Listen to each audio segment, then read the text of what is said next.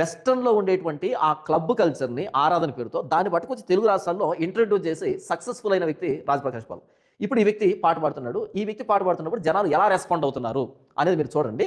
ఈ 'చికిరి చికిరి' సాంగ్‌లో ఈ వ్యక్తి పాడుతున్నప్పుడు వాళ్ళు ఎలా రెస్పాండ్ అయ్యారు అనేదానికి, ఈ వ్యక్తి పాడుతున్న దానికి, రెస్పాండ్ అవుతున్న దానికి ఏమైనా తేడా కనపడితే 0.1% తేడా కనిపించినా కింద కామెంట్‌లో రాయండి. నాకైతే ఏ తేడా కనిపించలేదు. ఈ 'చికిరి చికిరి' కంటే ఇది నాకు నచ్చలే. ఎందుకంటే ఇది కాదు క్రిస్టియన్ కల్చర్, క్రిస్టియన్ ఎన్వైర్న్‌మెంట్ ఇది కాదు. సర్లే మాటలెందుకని ముందు ప్లే చేస్తా వినండి. Same lighting.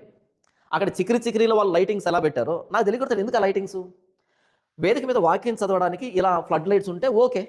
వేదిక మీద వాక్యం చదవడానికి ఫ్లడ్ లైట్స్ ఉంటే ఓకే. కానీ వేదిక మీద నుంచి ఇలా ఇలా ఎందుకు తిరుగుతున్న లైట్లు? అక్కడ సినిమా ఫీల్డ్‌లో తిరుగుతున్నాయంటే అర్థం ఉంది. ఇక్కడ చర్చిలో ఎందుకు తిరుగుతున్నాయి లైట్స్ ఇలా? చర్చిలో ఎందుకు తిరుగుతున్నాయి?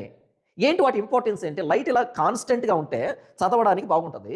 ఇలా ఇలా తిరుగుతుంటే ఏంటది? ఆ 'చికిరి చికిరి' సాంగ్‌లో ఉన్న ఎన్వైర్న్‌మెంట్‌కి దీనికి ఏమాత్రం తీసిపోలేదు. ఎక్కువ మాట్లాడితే దానికంటే ఇది నెక్స్ట్ లెవెల్‌లో ఉంది. దానికంటే నెక్స్ట్ లెవెల్‌లో ఉంది చూడండి.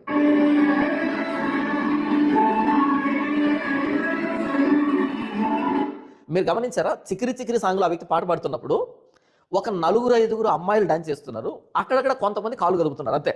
అందరూ ఊగట్లే, అందరూ తూగట్లే, అందరూ చిందులేయట్లే. కొంతమంది మాత్రం రెస్పాండ్ అవుతున్నారు. ఇక్కడ చూడండి ఎంతమంది డాన్స్ చేస్తున్నారు? ఆల్మోస్ట్ అందరూ.